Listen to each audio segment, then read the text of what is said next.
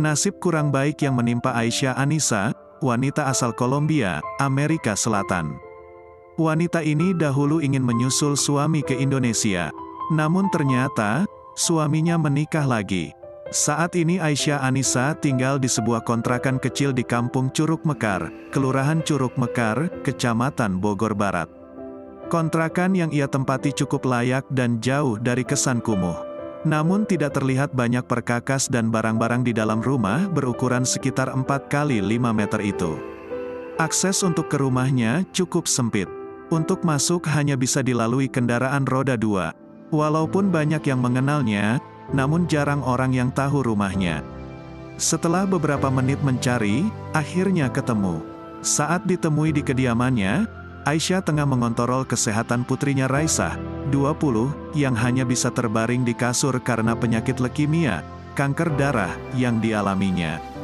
Namun, Aisyah Anissa sebenarnya bukan nama aslinya. Nama itu baru dia pakai 20 tahun silam, semenjak dia memutuskan masuk Islam. Dalam dokumen imigrasi aslinya, nama yang sebenarnya adalah Marta Eugenia Rojas Avila. Dia juga masih berstatus warga negara asing, WNA. Namun, dia pun lebih senang dipanggil Anissa. Nama itu diberikan oleh seseorang yang mengislamkannya saat ia tinggal di Bandung beberapa tahun lalu. Pada awalnya, Anissa enggan membuka siapa dirinya. Dia masih belum terbiasa dengan media. Namun, lama-kelamaan sikapnya mulai mencair. Lewat seorang bernama Nuh, yang merupakan ketua RT Curug Mekar yang mau meyakinkannya. Nuh kebetulan salah satu orang yang dekat dengan Anissa. Memang sudah janjian untuk bertemu dengan Nuh di kontrakan Aisyah. Anissa pertama kali bercerita tentang kondisi anak semata wayangnya Raisah. Dara 20 tahun itu lumpuh. Tak bisa berjalan atau sekedar duduk. Sebagian organnya tidak berfungsi dengan baik akibat stroke. Bagian leher bengkak, sementara kakinya terlihat seperti bekas luka lebam akut. "Nih lihat," kata Anissa menunjukkan beberapa sisi kaki anaknya kepada wartawan. Terlihat jelas bekas-bekas luka lebam berwarna merah di kaki kanan dan kiri. Rupanya, bekas luka itu sudah lama ada. Dari balik luka inilah, Anissa mulai terbuka. 20 tahun lalu saya berlayar dengan kapal pesiar dari Amerika. Di sana, saya bertemu seseorang yang kemudian menikah dengan saya.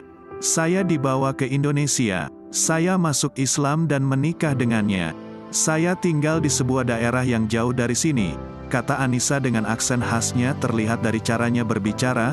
Anissa tampak mahir berbahasa Indonesia. Ia paham semua tutur kata yang ditanyakan. Ia pun tak canggung berbicara bahasa Indonesia dengan siapapun. Hanya saja, lidahnya sebagai orang asing tak bisa disembunyikan. Setiap kata yang diucap masih terasa aksen Inggris versi British. Dia bahkan menjelaskan saat pertama menginjakan kaki di Indonesia semua baik-baik saja. Dia tinggal bersama suaminya di Bandung. Bahagia, mereka pun dikarunia anak, yakni Raisah. Dia lahir dalam keadaan normal. Cantik, perpaduan Sunda Kolombia. Meski lebih banyak Kolombianya. Namun, lanjut Anissa petaka itu bermula ketika suaminya memutuskan menikah lagi yang tak lain adalah pembantunya sendiri. Itulah yang membuat saya terpukul. Saya kemudian lebih memilih keluar dari rumah. Dan meninggalkan Bandung, beber dia.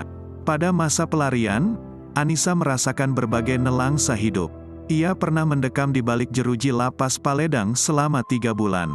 Sampai suatu hari pernah tinggal dan hidup 5 bulan di tempat pemakaman umum, TPU, daerah Jakarta. Namun, di masa-masa pengembaraan itu, ia tetap memilih Bogor sebagai tempat singgah dan muara akhir perlindungan. "Saya makan apa saja, yang penting halal saat itu," ucapnya. Selama setahun dia hidup tak menentu.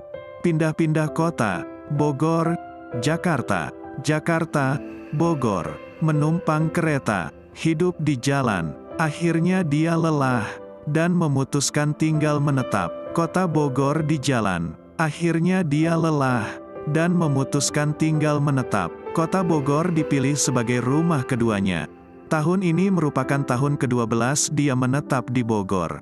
Wilayah Kelurahan Curug Mekar adalah tempat tinggalnya dari dulu hingga sekarang. Pada saat awal menetap, Anissa mengaku sangat kebingungan. Dia tak mempunyai uang untuk mengontrak rumah.